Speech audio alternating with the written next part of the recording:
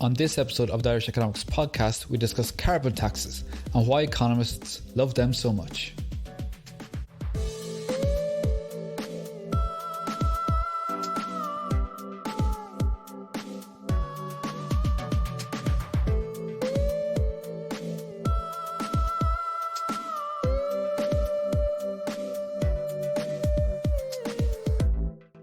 So before we begin episode 3, I'd like to thank you all for all the good messages after last week's launch. A lot of you loved the chat with John. He really gave us great insight into life as an economist in the 70s and 80s in Ireland. Edgar's review of Brexit was also very popular. He really captured all the strategy behind the key moments of the Brexit saga so far. So make sure to check out both of those episodes if you get a chance. On today's episode, I'm joined by Dr. Muireann Lynch, and we're going to talk about carbon taxes and why economists love them so much.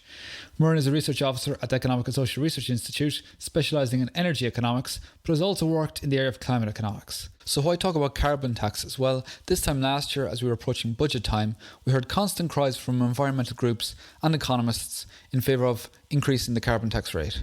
And we're approaching that time of year again, so it might be useful for this podcast to cover the full implications of carbon tax policy. So to start off, I ask Muireann the most pressing question: why do economists love carbon taxes so much? And Muireann begins by explaining the economic reasoning behind a carbon tax in the first place. To contextualise it a bit, economists have this idea that markets allocate resources efficiently. And what that means essentially is that if you have a number of people who can freely trade a particular commodity, then everything will sort itself out so that whoever values the commodity the most gets the commodity, and whoever doesn't get that commodity gets some kind of compensation instead. So it basically means that if we have a nice market, everything working away, then there's no better way to allocate the resources amongst the people. The problem is that really only works for a kind of a theoretical market that doesn't actually exist.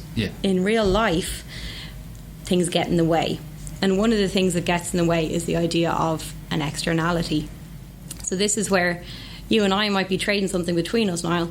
I might be trying to buy something off you, so I get the good from you, you get money from me. But there's a third person who didn't trade the good, didn't get any money, but who is affected by our trade. That's what we call an externality. There's an external person who's affected by the trade. And that's exactly what carbon emissions are. So if I buy some oil, from some diesel from my local garage, I put it in my car and I burn it, I got some diesel, my garage got some money, but what everybody else got is extra carbon in the atmosphere that they didn't ask for and that I haven't compensated them for. So that's an example of a market failure. And the reason economists are excited about carbon taxes is because what a carbon tax can do is it can correct that failure. What it does is it takes the cost of that carbon and actually makes me pay for it because I have to pay a carbon tax. So that means that instead of the cost of the extra carbon that was emitted being borne by everybody else, it means I have to bear the cost of that carbon, which means I'm going to actually reduce the amount of carbon that I consume because I have to pay for it. So to sum up, I suppose the economics behind your analogy is that you place a value on consuming diesel. Before a carbon tax, you weigh up that value against the production costs. After a carbon tax, you weigh up that value against the production and environmental costs. And you'll reduce your consumption if the total cost is greater than your value. So you're guided towards reducing your consumption where it hurts you the least. That's the idea, We want to emit less carbon, so we'll make it more expensive and we'll get less. That's the kind of the easy question to answer. The much harder question there is, okay, well, how much carbon do we want? And the answer to that question is exactly what you said. You want enough carbon so that the benefits from that carbon are greater than the costs. Now, at the moment, we're consuming far too much carbon worldwide, particularly in Western developed countries like Ireland. So the costs of the carbon that we're incurring on the environment are much higher than the benefits we're getting out of it, really. Which is why we have to increase the cost of carbon through something like a carbon tax. But that's not to say that we have to get carbon all the way down to zero today or tomorrow. There's still benefits to consuming goods like electricity or like anything really, pretty much anything you consume, some carbon was emitted somewhere in order to get it to you. Yeah. And nobody is saying that we'd be better off if we all stopped consuming everything tomorrow, because then we'd all just die. Yeah. So there is this kind of sweet point, and it's a question of, well, what is the sweet point? And then crucially, how do we translate that sweet point into a kind of a monetary value, a euro per tonne? Yeah. If we know we want to emit a maximum of this many tonnes of carbon this year and less every year into the future, then how does that translate into a euro per tonne of carbon this year and every year into the future? Yeah. So maybe we can elaborate on the element of choice in relation to carbon tax. So we know we need to consume less carbon, and there's loads of different ways we can do that. We can drive less, we can consume less electricity, and we can make this happen by a carbon tax or by, say, a subsidy. If we have a carbon tax, it increases the cost of everything and we reduce our consumption according to what suits us best. If we have a subsidy, say on certain types of home heating, well, we're guided towards reducing our carbon in that area. Now, that's fine if that's what you would prefer to do, but you might have preferred to drive less and keep your current heating system. Exactly, yeah. So different people value different things in different ways. Yeah. So if you happen to live maybe 5 to 10 kilometres from where you work, and you're on a decent public transport line, then you could cut down your driving without it having too much of a cost on your lifestyle, because you could cycle or get the bus instead of driving, and you're not so badly off. On the other hand, if you live in rural Ireland and you're maybe 30 kilometres from where you work, and if you're suddenly told you can't drive anymore, that's going to have a massive impact on your lifestyle. You know, in an extreme case, you might become unemployed because you literally cannot get to your job and you need to find another way, or you need to find another job or another house, or else just go on the dole. So it's a bit, the idea of a carbon tax is it lets everybody make the decision for themselves, taking their own preferences into account. Yeah. And as well as that, just on a kind of a cost basis, there are some things that we can all do which will decrease carbon and save us money. Yeah. There are some things where the saving is probably, about cancelled out by the cost, and there are some things that you can do that will decrease carbon but will cost us some money. So, for example, if you insulate your house, you will decrease your carbon emissions and you will save money on your energy bills. If you were to do something like install a solar panel, it might break even over a long period of time.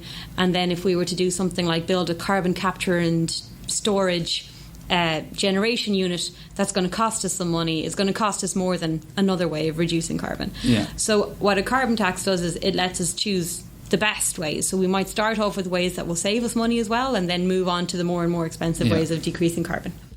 So one other aspect of carbon taxes that I wanted to touch on is the concept of picking winners. And one good example here is if we have a number of new technologies coming on stream, like solar or wind energy, and we want the cheapest technology. So a subsidy for wind energy would decide that we should use wind. It gives wind the unfair leg up. But if you have a carbon tax, they both fight it out in the market, and the market is a competition where the cheapest technology wins. So I suppose in order for a subsidy to work, we need to know what the cheapest technology is, and that's rarely the case.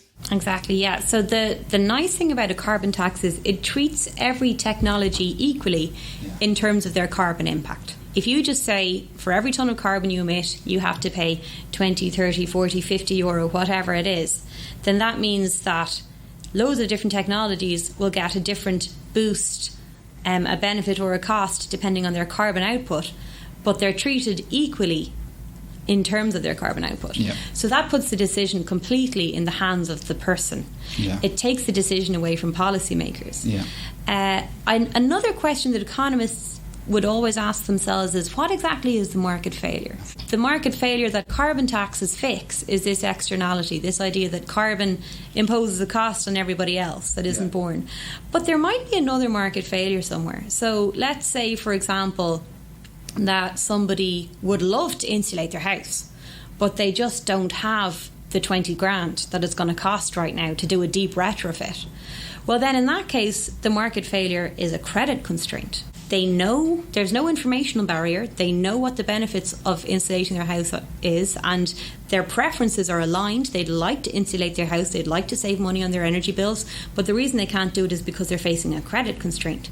So in that case, that's a different market failure. So it requires a different policy solution. So a possible policy solution in that case might be a kind of a loan scheme where this person can maybe borrow the money up front to insulate their house and then pay it back based on the money that they're saving off their energy bills, for example.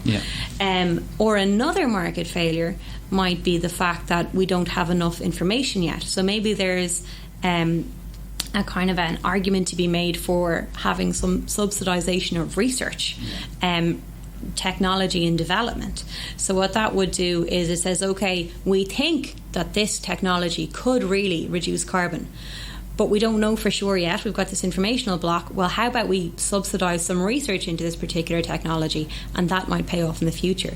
The problem comes when policymakers start to use a mix of policies to solve the same problem. So if the problem is, like we said, an externality, then that's solved by the carbon tax. If the problem is a credit constraint, that's solved by a loan. If the problem is a financial constraint, let's say it's not even that somebody is just in poverty, then that can be solved by a subsidy for sure. But if a subsidy scheme targets everybody, then you're missing that. Then that's not really an appropriate policy instrument, because you might be giving a subsidy to somebody who has a credit constraint or no credit constraint. So it's not very well targeted. So one market failure that I would add to your list is that of risk. So for renewable energy generators, they're faced with a lot of risk because the wind is uncertain, as we all know, and that uncertainty combined with the uncertainty of market prices creates an awful lot of risk. You don't know when you're going to generate electricity, and you don't know what price you're going to get at that time. So that would justify a type of subsidy, like a price floor, a minimum price, so that you know, well, I know over the lifetime I'm going to generate X amount of units. That's very predictable. And if I have a minimum price, that's a lot more predictable. That means the investment is less risky. Now, the problem would be if there was a minimum price put in place to counteract the CO2 externality. And in practice, a lot of times, that minimum price is brought in for that purpose. Exactly, yeah. So if you want to counteract risk, you might use a subsidy that maybe kind of smooths out the expected revenue. So you might say, okay, well, when your revenues are really low, we'll give you a subsidy, but when your revenues are really high, you might actually take some of it back. And that means that it's kind of win-win for everybody. We're saying, okay, the consumer will bear the risk, but the investor gets a reasonable return but doesn't get massive bumper profits or anything. Whereas if we just say, okay, you can't seem to get through to the bank manager, we'll just give you a subsidy, we'll just give you an extra 20 quid on the megawatt hour no matter what, then that means when prices are really, really low, maybe prices are €10 per megawatt hour, okay, you're getting 30, fair enough. But when prices go up to 250, you're getting 270, and sure, why do you need the extra 20 quid in that case? And one thing I would add is that for every additional euro of a guarantee that we're offering to the investor, we're putting the electricity consumer on the line to pay an additional euro if prices fall. Now, it's important we get the risk profile right so that we can meet our climate targets, but we shouldn't overcompensate either, because the consumer is faced with unnecessary risk. Up until now, the Irish consumer took all the risk, and we don't know where the balance lies for certain, but it's almost certainly different to the current status quo, where the consumer takes all the risk and is probably somewhere in the middle. Okay, so maybe we can move on, and one topic that might be interesting is the argument that carbon taxes work if we assume markets are competitive. In a competitive market, a firm is faced with a carbon tax, they have no choice but to pass it on, and that influences behaviour. But if the market is not competitive, the firm can absorb this cost and behaviour remains unchanged. So maybe we should think about how should we approach climate policy in that context? I mean, everybody's played Monopoly, right? And when you've got one person who owns everything, that's bad. But there are some industries where no matter what you do, you're not going to get to a perfectly competitive situation. And electricity would be one of them. Energy in general is one as well. The problem is there are some industries where no matter what you do, you're not going to get 100 or 200 firms or the number of firms you'd need in order to get everything nice and competitive. So what do you do in that instance? Well, then in that instance, what you need is a regulator to come along and basically take the place of competitors. So I suppose what an economist would argue is that regulation should force people to compete. So that a company that is acting in a perfectly competitive market and a company that is acting in a well-regulated market would do exactly the same thing. Yeah. Now, I remember Dieter Helm gave a seminar here in the ESRI a couple of years ago, and he said something I've never forgotten. He said sometimes he asks his students, can you think of the most competitive market ever? Yeah. And most people say the stock market. You know, it's incredibly competitive, it's incredibly liquid, and, you know, these trades are made within seconds of each other, and all the stocks go up and down according to whatever information is available about them at the time. Yeah. And then he asks his students, can you think of the most regulated market? Yeah. And another really good example is the stock market. Yeah. There's all sorts of regulations on who can trade and what you can trade and when you can trade, and can you trade these two things at the same time, and if you've traded this commodity, can you trade that commodity? So it just goes to show that regulation isn't necessarily a bad thing. Regulation doesn't mean that the government is sticking their fingers in and meddling with the market and moving it away from the best outcome for everybody. Regulation can be a good thing, yeah. but regulation needs to be set up to solve market failures, not to create new ones. And that's why it's really important that we know in advance what exactly are the failures we're trying to fix and what's the best way of fixing them, so that you have the firms behaving as if they would if there were loads and loads of competing firms, even if there were only maybe 4 or 5 other competing firms, which is what we have in energy markets. Okay, so it would seem that the first best outcome is a competitive market. Second best outcome is an uncompetitive market, but a regulator stepping in and setting up the rules of the game so that competitors act as if the market is competitive.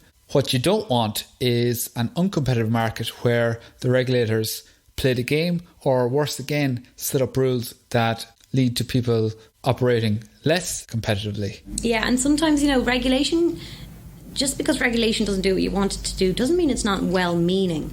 So, for example, a lot of people want to mandate energy companies to increase the efficiency of, you know, the household. So, you know, kind of the ESB network, or sorry, Electric Ireland or SSE or Bord Gáis or whoever it is, they have to help their consumers become more energy efficient. And that sounds like a great thing, you know. You have to, you know, if you're going to supply energy to people, fine, but they have to be more efficient. And that's going to reduce emissions and everything. But if you think about it, that means that these companies have 2 conflicting mandates. So on the one hand, they're trying to maximise profits for their shareholders, and in a lot of the cases the shareholders is us, the Irish people. But on the other hand, they're trying to decrease their sales by making their customers more efficient. How are they supposed to reconcile these 2 competing objectives? And the reality is they can't. So it's not a good idea to tell them, on the one hand you have to make as much money as possible, and on the other hand you have to try to curtail the amount of money you make. Yeah. It's probably better off to say, okay, you guys go ahead, maximise your profits, and we'll give the job of making everybody energy efficient to another body, such as the Sustainable Energy Authority of Ireland or something, which is why they give out grants and stuff. Okay, so we've talked a lot about carbon taxes themselves, but maybe we should move on to the potential counter-arguments. And the main counter-argument is often distributional effects, basically how a carbon tax affects those on lower incomes versus those on higher incomes. This increase in costs tends to be a larger share of a poor person's income. So if we think of heating fuel, for example, a poorer household is more likely to use coal or other solid fuels. These have a higher carbon content, and the carbon tax is going to hit these households harder. So you've done some work estimating these distributional effects. Yeah, so what we found was, what we did was we used a data set produced by the CSO called the Household Budgetary Survey, and perhaps some of the people listening have even participated in it. And it's quite a good data set. It's pretty demanding, because what you have to do is you have to actually track everything that you bought for 2 weeks. Yeah. But what we were able to do is we were able to look at past expenditure patterns and say, okay, so who's buying what? We were able to decompose that according to the households who spent the most, who were the richest households, and the households who spent the least, the poorest households. And then we were able to use a technique called microsimulation, which you know all about, where we were to say, okay, well, based on past expenditure patterns, let's assume that the energy-related goods were this much more expensive. How would that change all the expenditure patterns? Yeah. And for the exact reasons you said, the poorest households end up spending the most as a proportion of their income on carbon tax. Yeah. So there are a couple of things we can do about that. One of the things economists really like is this idea of the tax and dividend model, which is where you take the revenues, but you give it back to people. Yeah. There are a number of different ways you can give it back to them. We can talk about that later on. But one of the questions I've had before is, well, sure, how are you going to make any kind of a difference if you're taxing the people and then giving the money back? But the point is, you're giving the money back, but they're facing a new higher set of prices. Sure. So let's just say that tomorrow cinema tickets suddenly became €80 per trip to the cinema.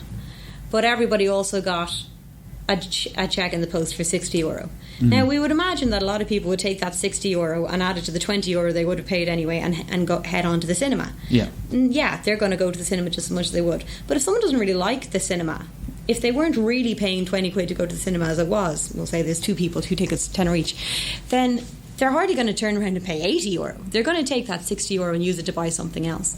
So it's the same thing here. We're saying, okay, you're paying more money on carbon tax. Maybe you're paying an extra €200 per year than you would have paid last year. But we're going to give you an extra €200 and you can use that to spend it on whatever you like. And maybe some people will use it to spend exclusively on energy goods, but most people won't.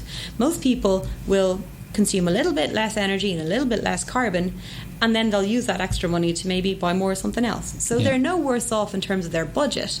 But what we do have is a decrease in carbon emissions, which is exactly what we're looking for in the first place. Okay, so you mentioned different ways to redistribute the revenue. Maybe we should discuss them for a moment. Now, there are 3 objectives that come to mind when it comes to how you allocate this revenue. First of all, you could have an objective to help poverty, and you use the tax benefit system. Basically, you adjust taxes and benefits to target a greater proportion of this revenue towards those who are less well off. Secondly, we could have a lump sum transfer. That's basically a check in the post. Every household gets the same amount regardless. And this is probably best used if your objective is just to get the carbon tax off the ground in the first place.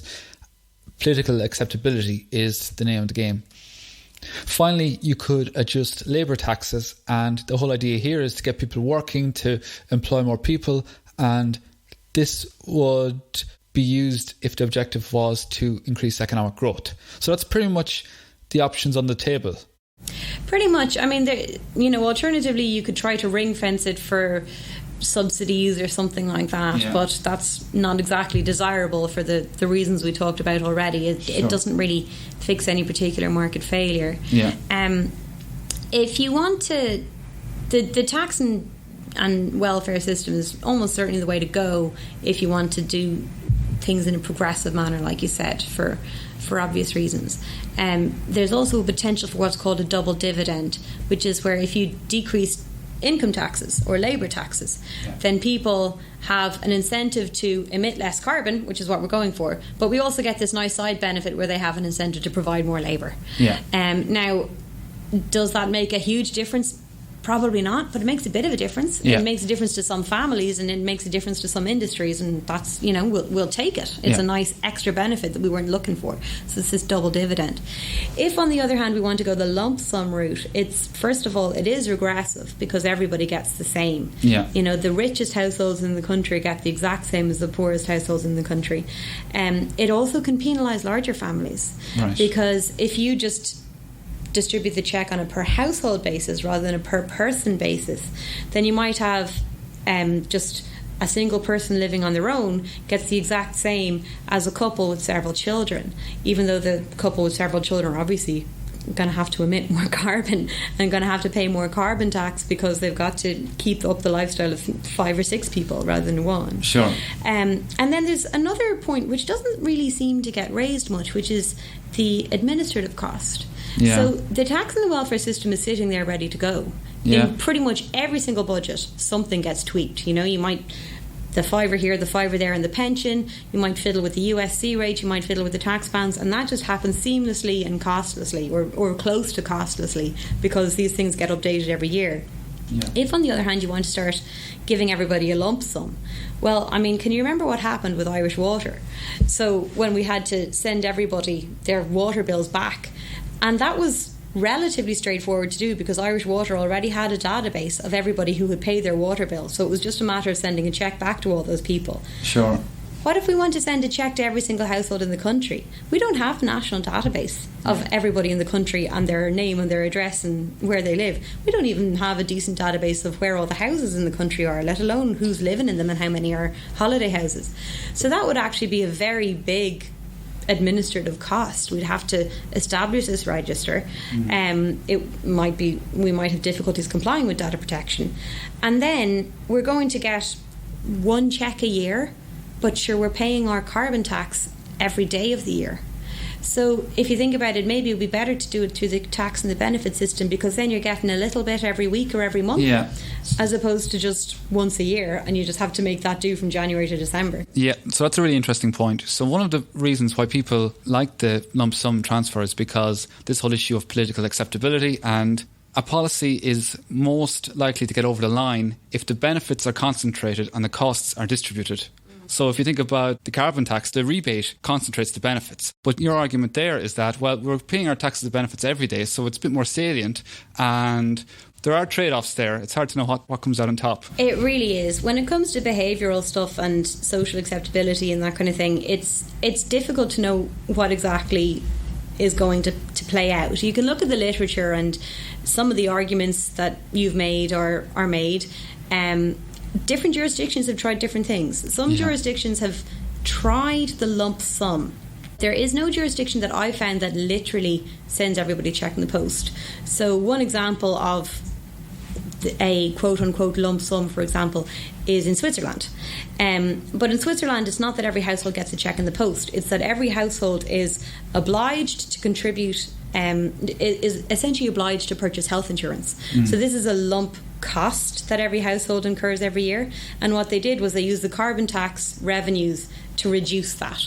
So instead of you having to pay €800 on your health insurance this year, you only had to pay €650, and the difference was your carbon tax rebate. So that's, I guess it's a lump sum, but it's through a different channel. And it also really decreases the administrative cost, because they were collecting that insurance cost anyway, whereas it doesn't have the extra cost that we'd have here.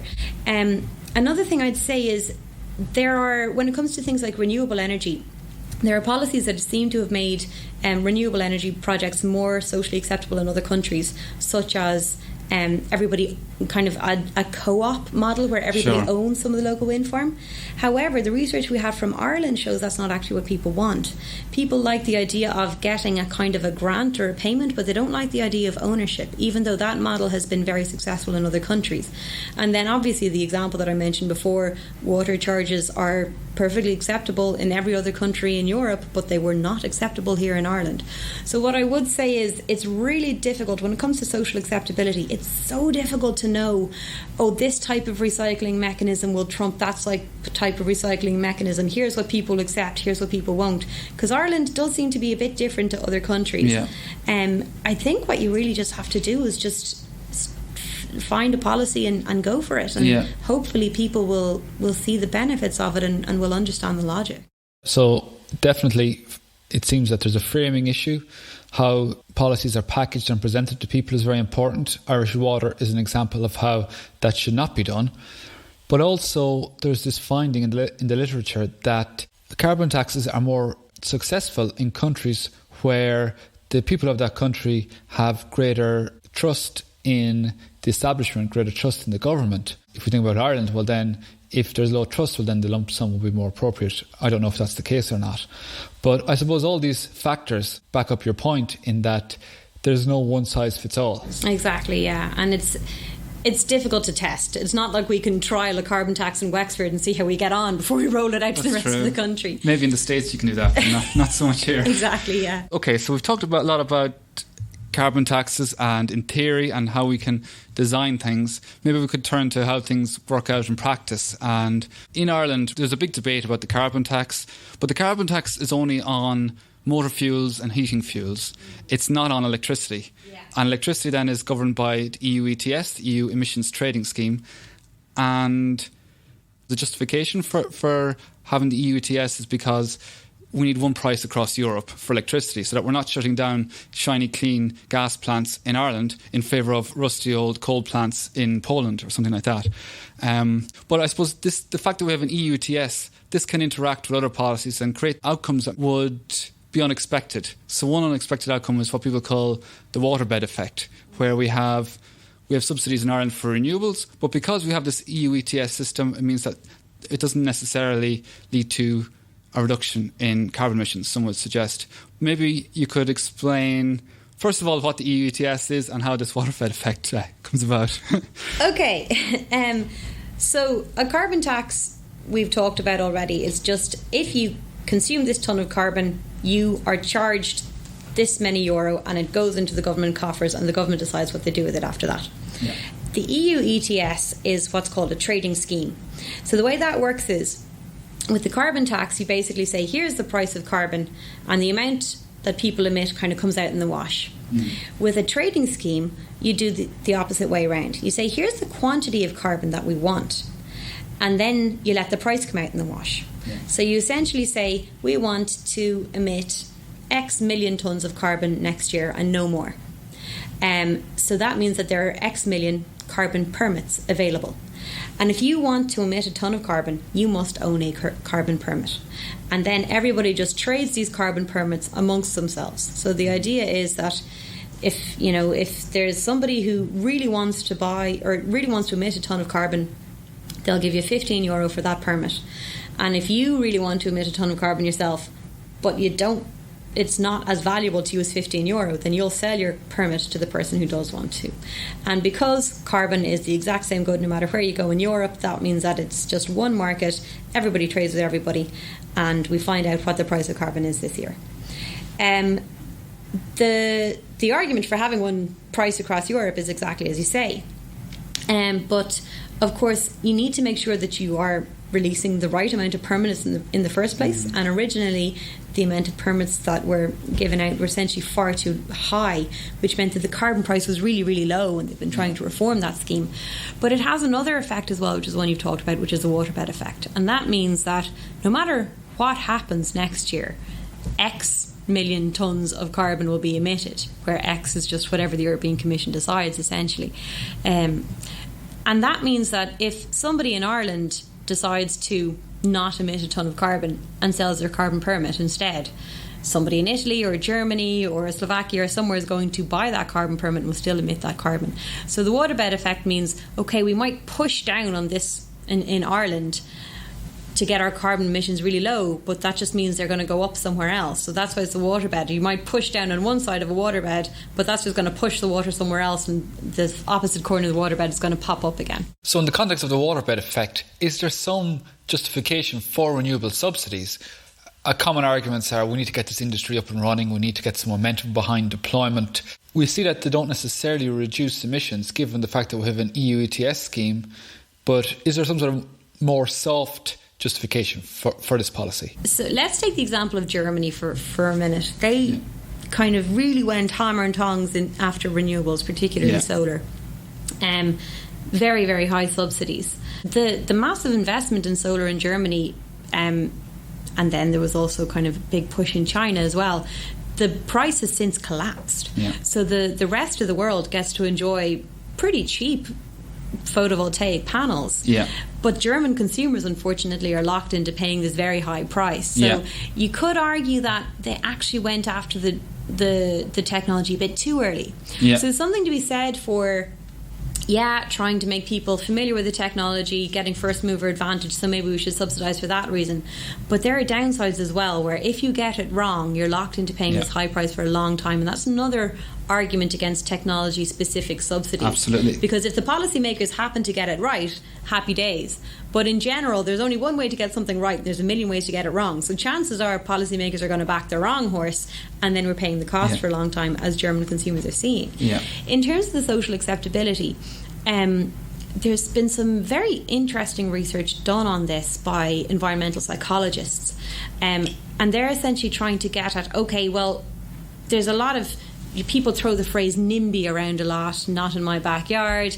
Another phrase that you hear is banana, which I really like. Build absolutely nothing anywhere near anyone. So, But what some of the more recent research from environmental psychology is saying is this is a bit reductionist, and it's also a bit insulting, really. Yeah. This idea that everyone is just saying no, no, no, no, no, and it's a question of, well, why are they saying no? What's motivating that? People say things like, oh, sure, they're all afraid that they'll get cancer from wind turbines, and sure, they're idiots because they won't. But actually, sometimes people just have a kind of an attachment to their local area. In fact, everybody does have an attachment to their local area, we'd hope. It means something to them. What does place mean? What does identity mean? What does your environment mean, your visual environment? How does it make you feel? How does it make you react? And how does a wind turbine change that? So there's less opposition to solar panels than wind turbines, for example. Why is that? And they actually think that one of the reasons behind that is wind turbines move, whereas solar panels don't. Or if they do move, it's very slowly over the course of a day. They just slowly tilt. Yeah. Something moving is actually far more visually intrusive than something just sitting there. Now then you can ask the question of, well, then why doesn't anyone like pylons? Pylons just sit there, they don't move, but they're also pretty ugly. Whereas wind turbines can look quite nice if you're far away. But, as you said, in Ireland, there's housing everywhere, which means someone's likely to be close by.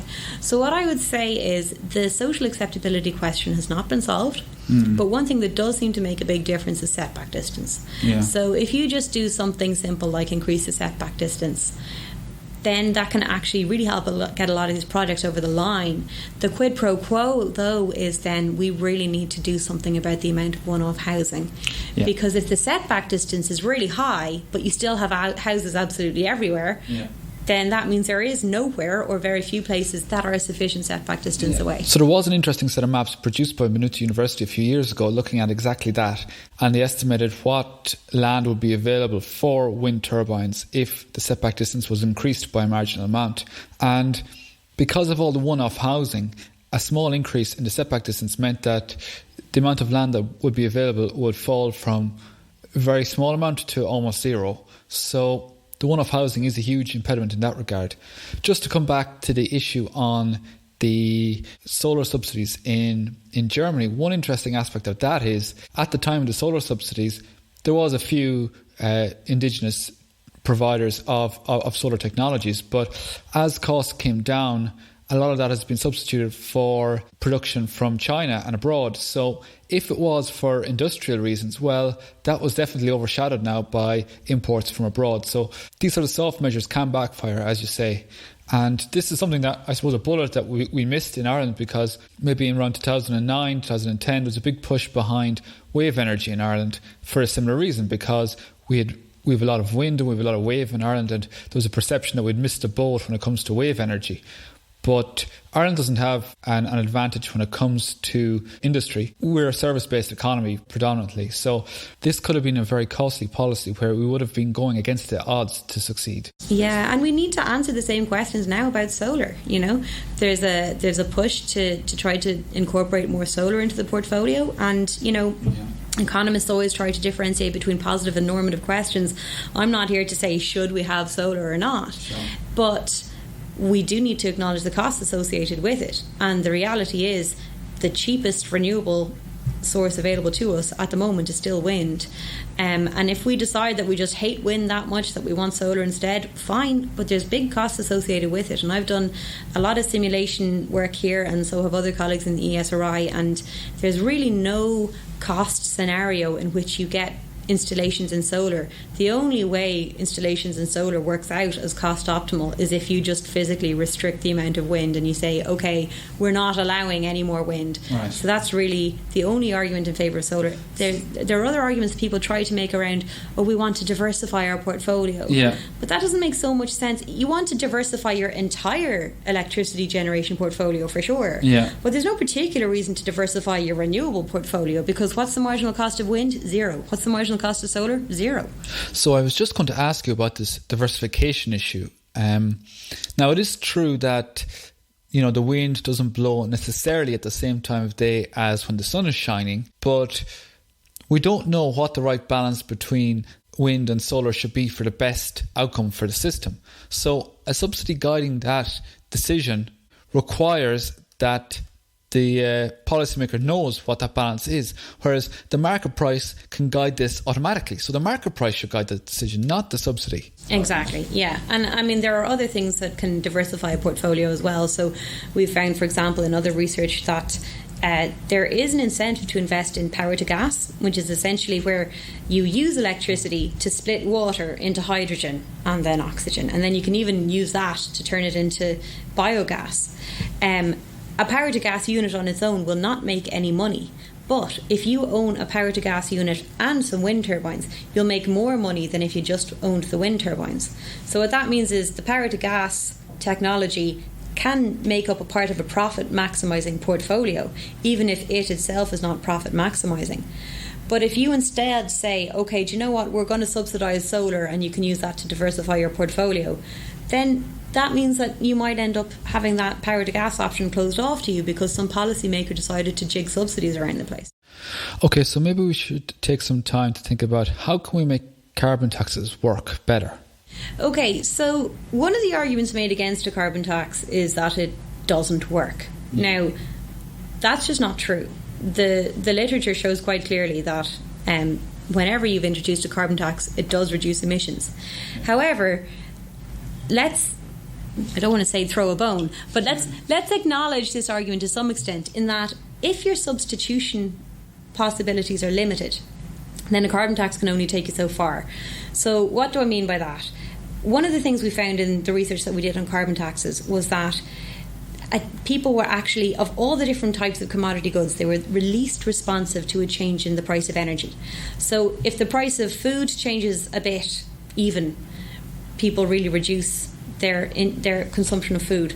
It's that you get the least response from the price change in energy, and the reason for that is it's not so easy to substitute away from it. You know, if it's cold, you're going to stick on the heating no matter what. Now, we still did see a reduction in carbon emissions. I'm not trying to say carbon taxes don't work. They do. But can we make them work better? So let's go back to our example of the person who lives 30 miles from their job and they have to drive there in a diesel car and they've got no choice. Well, what if we were to change the parameters a bit so that they would find it easier to substitute away from a diesel car? So, for example, let's say we'll put them a bit further from their job. We'll say they live 60 kilometres from their job and there's no charge point at their job. That means they have to drive their diesel car 60 kilometres there and 60 kilometres back, because you can't get 120 kilometres on one charge of an electric car. On the other hand, if we put a charge point at their work, then they might be able to drive to work, plug their car in and drive back again in their electric car. So by changing the infrastructure, what we've done is we've actually changed their price responsiveness. So this means that without the charger, carbon prices go really high and they're still driving their diesel car and they're paying all this carbon tax, but with the charger they might switch to an electric car, and that means that they don't pay the carbon tax, and we also reduce some carbon emissions. So what policy can do is it can maybe change infrastructure, or maybe some other changes, maybe around things like making it easier to work from home, say through putting in better communications, better broadband, maybe changing the way we plan our towns and our cities in order to make it easier for people to switch away from carbon. So that means that you're still bringing in your carbon tax, you're still increasing the price of carbon, but you're getting more bang for your buck by giving people more substitution possibilities. Okay, Muireann, I think that's it. Thanks very much for coming on the podcast. No problem. Thanks very much. I enjoyed it.